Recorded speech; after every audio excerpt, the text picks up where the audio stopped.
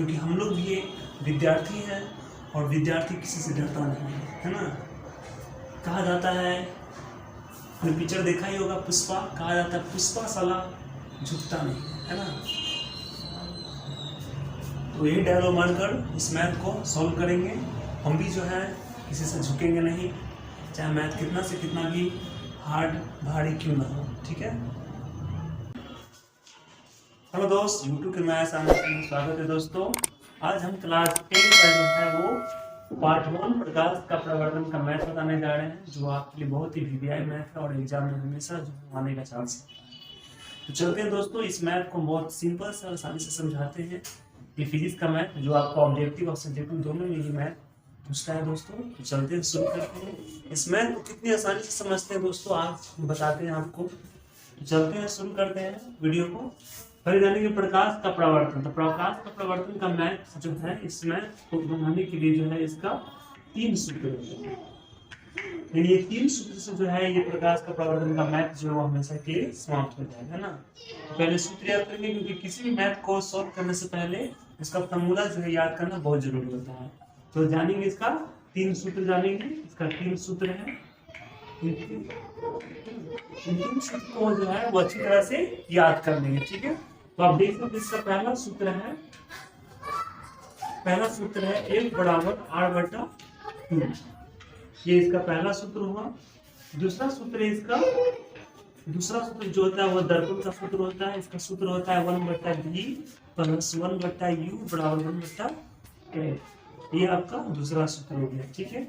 और तीसरा सूत्र जो होता है वो आपको होता है आवर्धन, यानी m बराबर होता है v जो है वो -u। ये आपने देखा कि इसका 3 सूत्र जो ये पार्ट 1 का प्रकाश का प्रवर्तन का जो है 3 सूत्र है। ये 3 सूत्र को पहले अच्छा से याद कर ले दोस्तों। अगर आपका फॉर्मूला स्ट्रॉन्ग रहेगा दोस्तों तो आपको मैथ जो है वो बनाने में और समझने में किसी तरह की कोई प्रॉब्लम नहीं होगा। ये 3 सूत्र को याद कर ले। पार्ट 1 में जो है प्रकाश के प्रवर्तन का ये 3 सूत्र है। इसमें पहला सूत्र है F बराबर R/2। दूसरा सूत्र है दर्पण का सूत्र है, इसको याद करना है 1/v + 1/u बराबर 1/f। और तीसरा सूत्र जो है वो m बराबर v/u होता है ना। तो अब इसका दोस्तों हिंदी समझ लेंगे, क्योंकि हिंदी समझना बहुत जरूरी है। जानेंगे तो जानेंगे F से क्या होता है। तो F से जो होता है आपको वो होता है फोकस दूरी। F से क्या होता है, फोकस दूरी होता है। और R से जो है आपको हो जाता है वक्रता त्रिज्या, है ना। तो ये समझ लेंगे, क्योंकि ये समझ लेंगे तभी आपको याद होगा। क्योंकि जब मैथ बनाते हैं तो वहां पर लिखा था वक्रता त्रिज्या, तो समझना होगा वक्रता त्रिज्या जो है वो R से होता है और फोकस दूरी F से होता है। ठीक है। उसके बाद बात किया जाए, यहाँ पर देखा जाए VUF, इसका मतलब क्या होता है। तो जानने के बारी से V का मतलब होता है आपको, है ना। V का मतलब क्या होता है, U का मतलब क्या होता है और F का मतलब क्या होता है ना। तो V का जो मतलब होता है, इसका मतलब होता है प्रतिबिंब की दूरी। ठीक है। और U का मतलब होता है आपको वस्तु की दूरी, ठीक है। और उसके बाद F देख लीजिए दोस्तों, आपको U बराबर वस्तु की दूरी और F से होता है फोकस की दूरी। इस तरह आप देख लीजिए, ये सूत्र होता है दर्पण का, आप देख सकते हैं। और बेटा v + 1/f आप देख सकते हैं कि v से जो होता है वो प्रतिबिंब की दूरी, u से जो है वो वस्तु की दूरी, और f से जो होता है वो फोकस की दूरी होता है। ठीक है। उसके बाद आप यहाँ भी देख सकते हैं R/2, f से फोकस दूरी, r से प्रतिबिंब। इस तरह आप देख रहे हैं कि पार्ट 1 का जो है प्रकाश के प्रवर्तन का ये 3 सूत्र है, जो आपके लिए बहुत ही मोस्ट और इम्पोर्टेंट है। ठीक है। आप इसे अपने कॉपी में उतार लीजिए और चलते हैं बारी से मैथ को बताने के लिए सॉल्व करते हैं। ठीक है।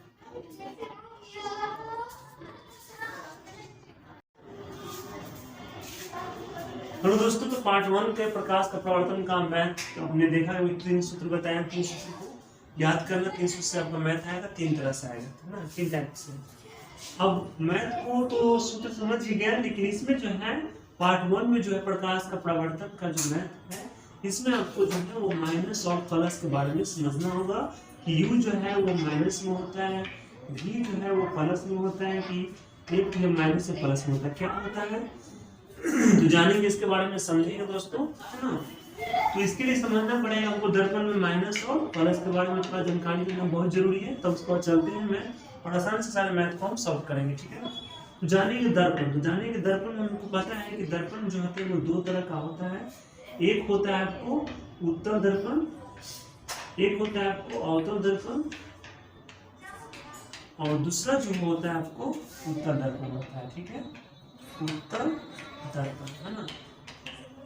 तो हमको पता है कि इस तरह के जो पार्ट 1 में जो मैथ है वो दर्पण का मैथ है। दर्पण दो होते हैं, उत्तल दर्पण और अवतल दर्पण होता है ना। हम देख सकते हैं अवतल दर्पण जो है वो इस तरह का होता है, ये अवतल दर्पण हो गया, और ये जो है आपको इस तरह का जो है आपको ये उत्तल दर्पण हो गया, ठीक है।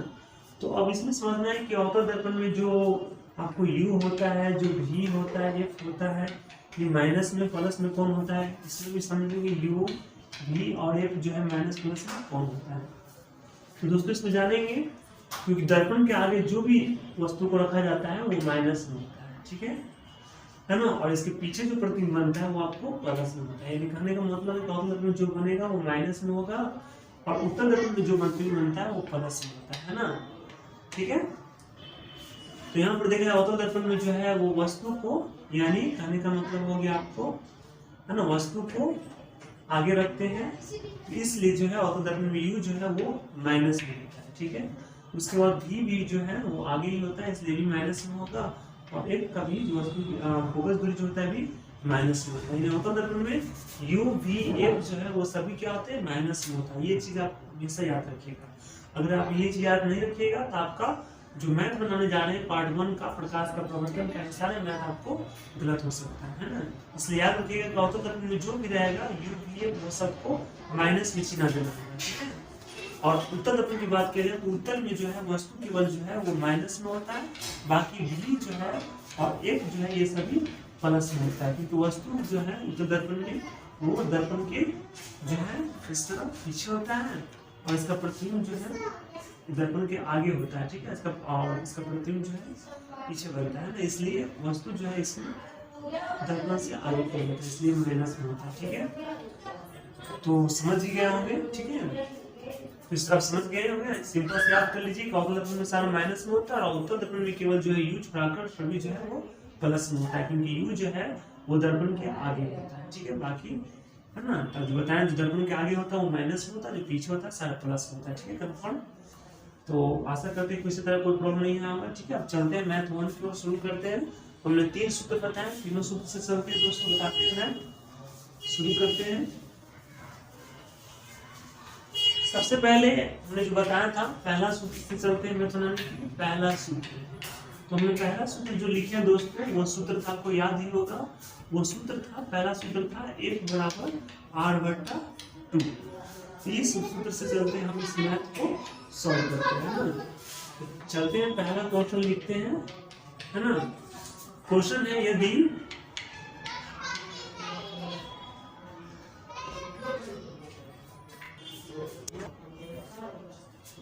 हेलो दोस्तों, देख सकते हैं कि हमने पहला प्रश्न लिख लिया। पहला सूत्र F बराबर R/2 है।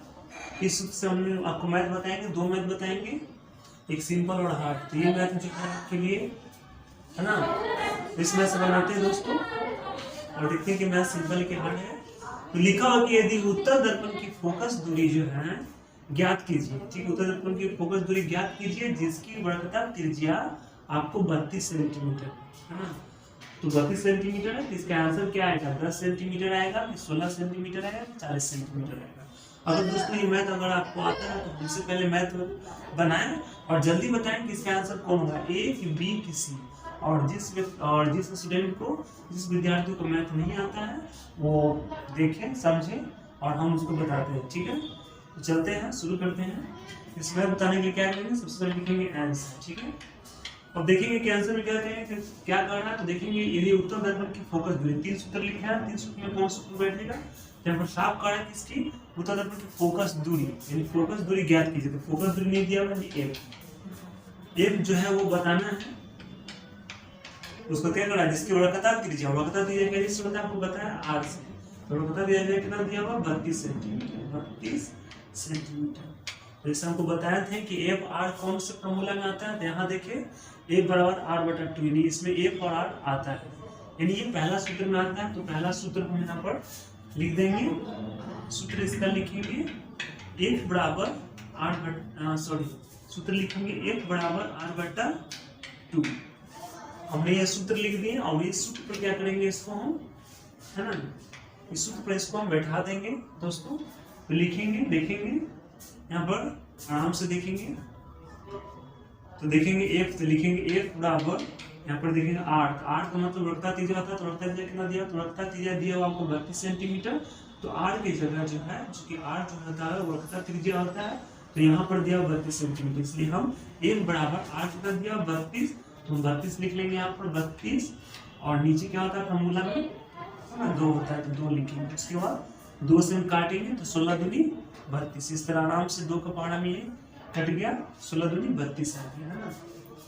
इस तरह देख सकते हैं कि इसका आंसर जो है 16 सेंटीमीटर आता है ना। इसका आंसर कौन होगा, ए की बी की सी, इसका आंसर आपको होगा ये बी होगा, यानी 16 सेंटीमीटर होगा। ठीक है, समझ में आया दोस्तों। चलते हैं क्वेश्चन 2 की ओर। ऐसे जल्दी हम लिख लेते हैं आपको, क्योंकि लिखने में थोड़ा समय लगेगा। हेलो दोस्तों, चलते हैं अब देखते हैं इसका पहला सूत्र का एक और मैथ देखते हैं। ये लास्ट मैथ है, आपको 2 मैथ बताएंगे, सिंपल हार्ड। पहला वाला सिंपल मैथ है, ये थोड़ा सा हार्ड मैथ है। तो पहला सूत्र से बता रहे हैं, दूसरा मैथ देखिए, है ना। दूसरा मैथ में क्या करा कि यदि फोकस दूरी 10 सेंटीमीटर है तो रखता त्रिज्या जो है वो ज्ञात करें।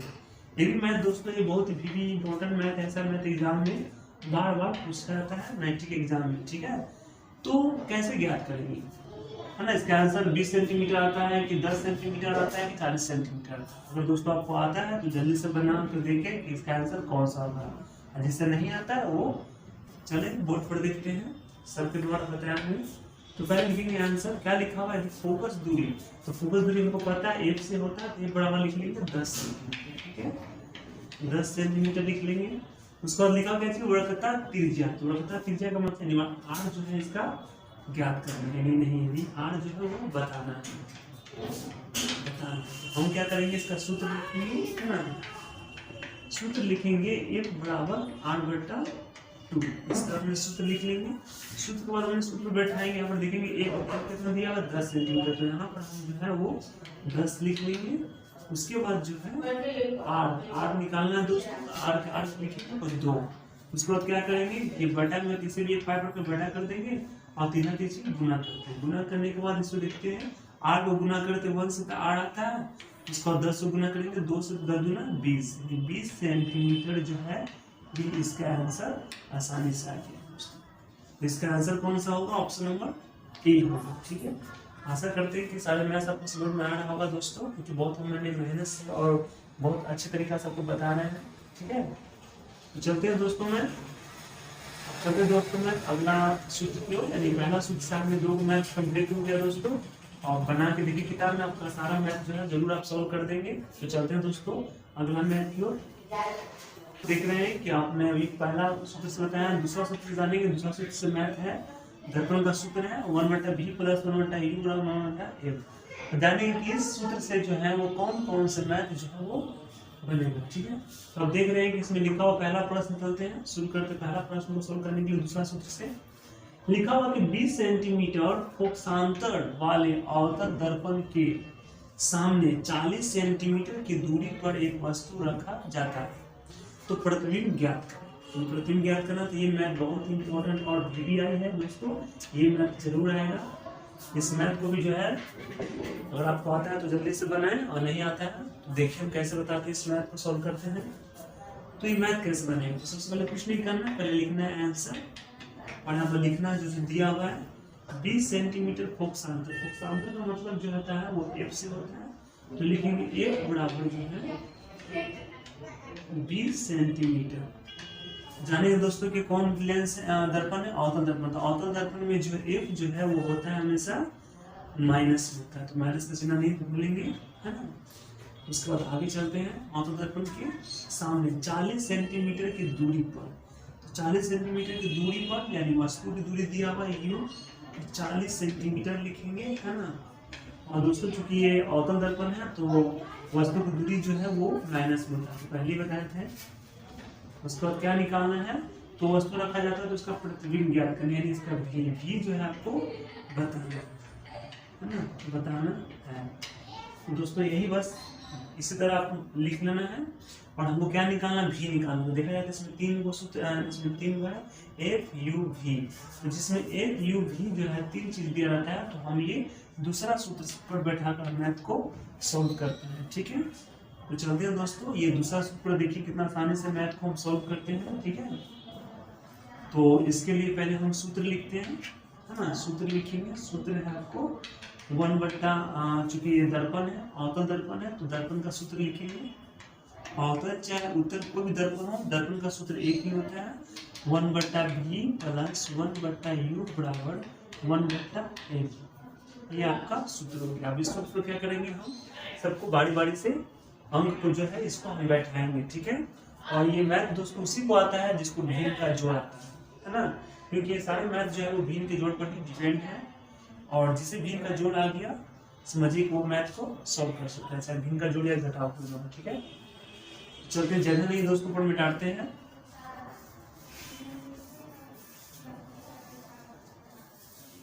ठीक है, चलिए उसके बाद देखते हैं दोस्तों, है ना। तो उसके बाद हम क्या करेंगे, यहाँ पर सूत्र पर जो है ये सूत्र पर हम बैठा लेंगे दोस्तों। दर्पण के सूत्र पर हम इस मैथ को बैठा लेंगे। देखेंगे 1 भी कितना दोस्तों, देखेंगे भी कितना, तो भी कुछ नहीं है, तो भी को भी लिख देंगे, फिर प्लस 1 बट्टा यू कितना है दोस्तों, तो यू जो है वो माइनस में, तो माइनस देना नहीं भूलना है, माइनस कितना देना, -40। उसके बाद बराबर, है ना, 1 बट्टा एफ। तो एफ कितना है दोस्तों, तो एफ जो है आपको -20 सेंटीमीटर है, तो -20 सेंटीमीटर लिखना है। ठीक है, उसके बाद दोस्तों क्या करना है आपको, तो यहाँ पर देखिए 2 चिन्ह है, प्लस और माइनस में, उसको पहले दोनों को ठीक कर लेना है। यानी यहाँ जब 2 चिन्ह जब रहे, डबल चिन्ह जहाँ है वहाँ हमेशा एक चिन्ह ही होता है, इसको हम पहले ठीक कर लेंगे। 1 बटा भी, दोनों में से कोई एक चिन्ह देंगे। इसके लिए हमको फॉर्मूला याद होगा ही पहले से कि प्लस माइनस क्या होता है, प्लस माइनस क्या होता है, माइनस होता है, तो माइनस लिखेंगे 1/40। उसके बाद 1/20 लिखेंगे। और एक चीज दोस्तों याद रखिएगा कि जब भी हमेशा माइनस में नीचे रहता है और, तो हमेशा जो है माइनस का चिन्ह हमेशा ऊपर ही दिया जाता है, नीचे नहीं दिया जाता है, इसलिए माइनस का चिन्ह हमेशा कहाँ देंगे, ऊपर देंगे। ठीक है, उसके बाद इस मैथ को हम बनाएंगे दोस्तों।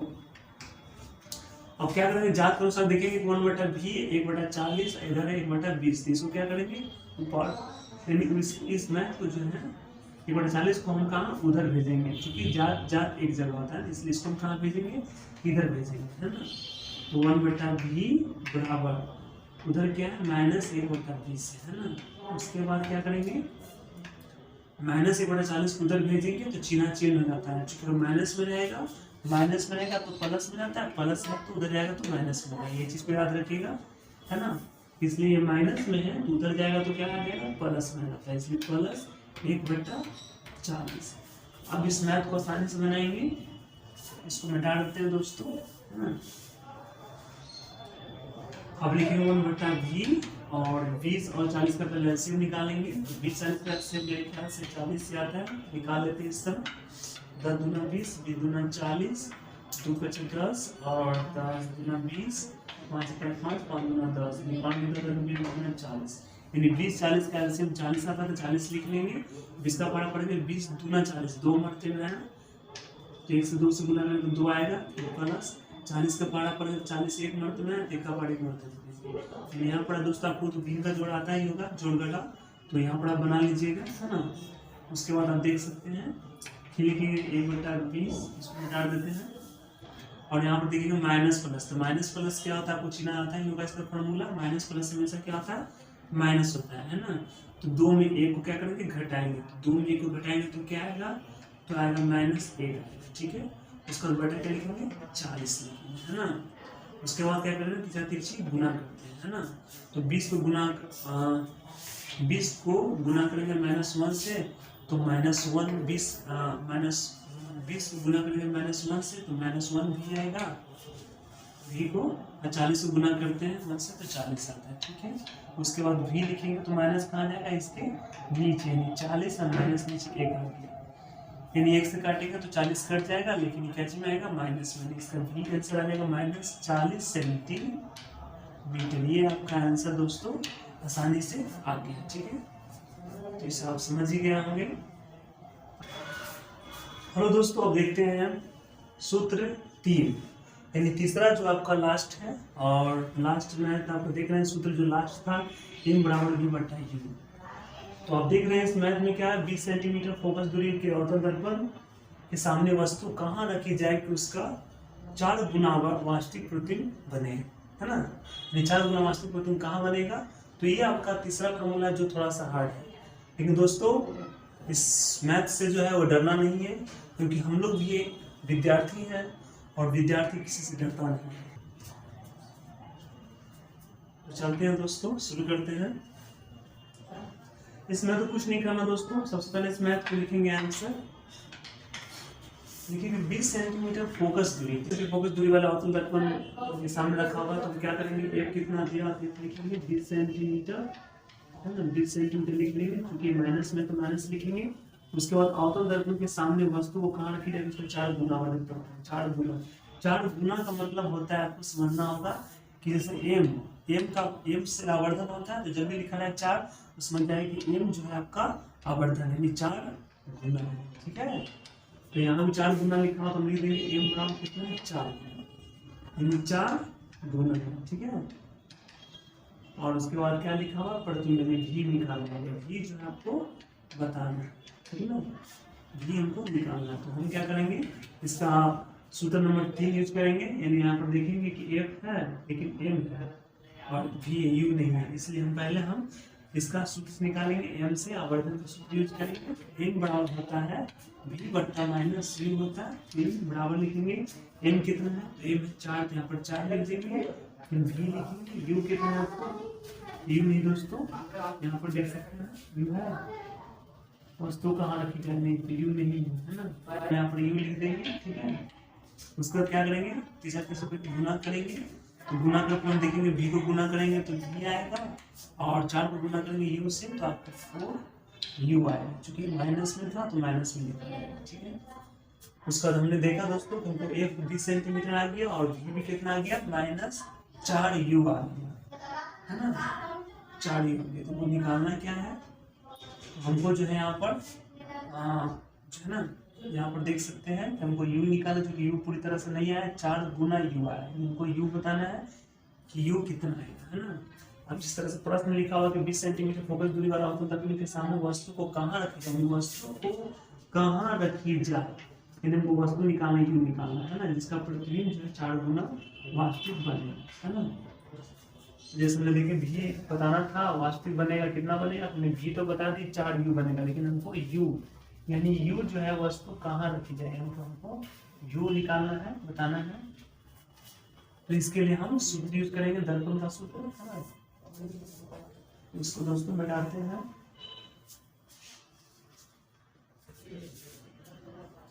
तो दर्पण का सूत्र हम लिखेंगे u निकालने के लिए 1/v प्लस 1/u बराबर होता है, ठीक है। तो यहाँ पर बैठाएंगे 1/v, v कितना लिखा हुआ था -4u, हम यहाँ पर -4 जो है वो u जो है लिख देंगे, और प्लस u ही लिखेंगे बराबर, और f कितना दिया हुआ 20 सेंटीमीटर दिया हुआ माइनस में, तो हम यहाँ पर माइनस का चिन्ह, है ना, चूंकि माइनस हमेशा ऊपर होता है, ऊपर हम दे देंगे, ठीक है।